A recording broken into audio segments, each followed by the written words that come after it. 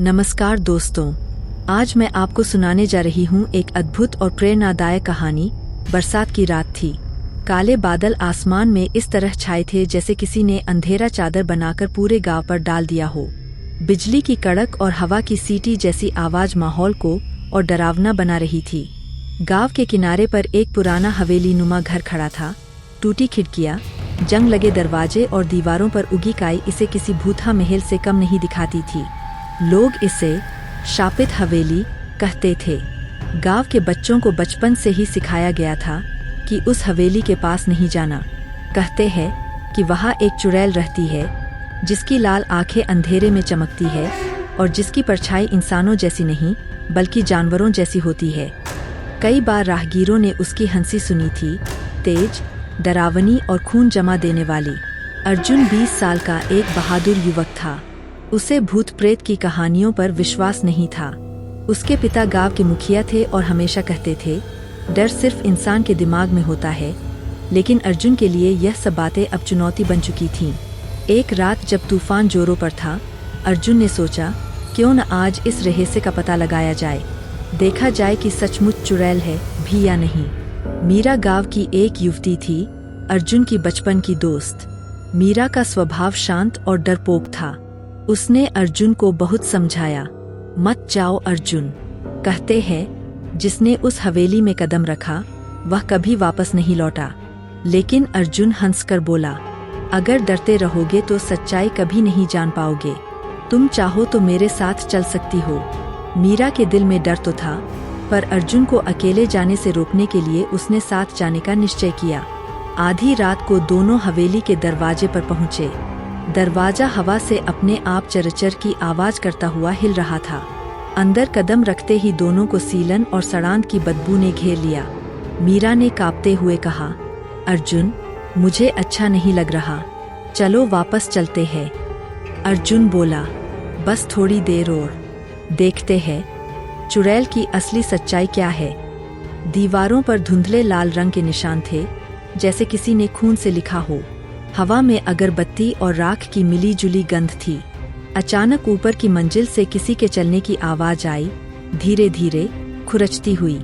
दोनों ने कांपते दिल से सीढ़ियां चढ़ी। ऊपर का कमरा अंधकार से भरा था। तभी अचानक एक तीखी हंसी गूंजी, हा हा हा, इंसान फिर आ गए मेरे घर में। दोनों ने देखा, कमरे के कोने में एक चुड़ैल खड़ी थी। उसके लंबे सफेद बाल जमीन तक झूल रहे थे। लाल चमकती आंखें अंधेरे में अंगारे जैसी दमक रही थीं। उसके नाखून पंजों जैसे लंबे और काले थे।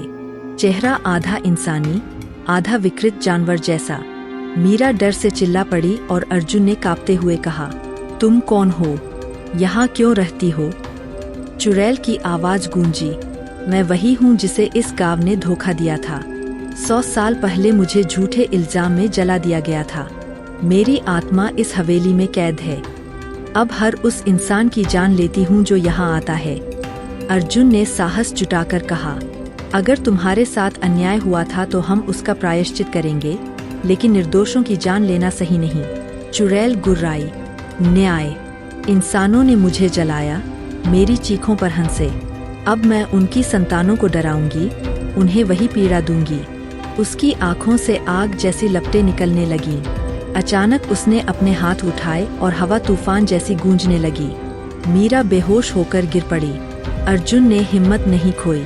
उसने पास रखी एक तांबे की घंटी उठाई जो मंदिर से लाई गई थी। घंटी बजते ही कमरे में कंपन हुआ। चुड़ैल की चीख से हवेली कांप उठी। चुड़ैल गुस्से में चिल्लाई, नहीं, यह नहीं हो सकता। यह घंटी मेरे श्राप को कमजोर कर रही है। अर्जुन ने लगातार घंटी बजाई और मीरा को उठाकर दरवाजे की ओर भागा। चुड़ैल ने उनका पीछा किया। उसकी लाल आंखें अंधेरे में चमक रही थीं। जैसे ही दोनों हवेली से बाहर निकले, अचानक दरवाजा अपने आप बंद हो गया और अंदर से एक दर्दनाक चीख सुनाई दी, आह! हवेली पूरी तरह खामोश हो गई। अगले दिन गांव में हलचल मच गई। अर्जुन ने सबको सच्चाई बताई। गांव के लोग हवेली में पूजा और हवन करने लगे। धीरे धीरे हवेली का श्राप टूट गया। लेकिन रात को अर्जुन ने सपना देखा, चुड़ैल की लाल आंखें उसे घूर रही है और वही हंसी फिर गूंज रही है, हा हा हा। मैं वापस आऊंगी। यह कहानी सिर्फ डर की नहीं, बल्कि साहस की भी है। बुराई चाहे कितनी भी ताकतवर क्यों न हो, अगर इंसान हिम्मत रखे और सही मार्ग चुने, तो जीत उसी की होती है। अगर आपको यह कहानी पसंद आई हो तो लाइक करें, शेयर करें और चैनल को सब्सक्राइब करना न भूलें। फिर मिलेंगे एक नई कहानी के साथ। धन्यवाद।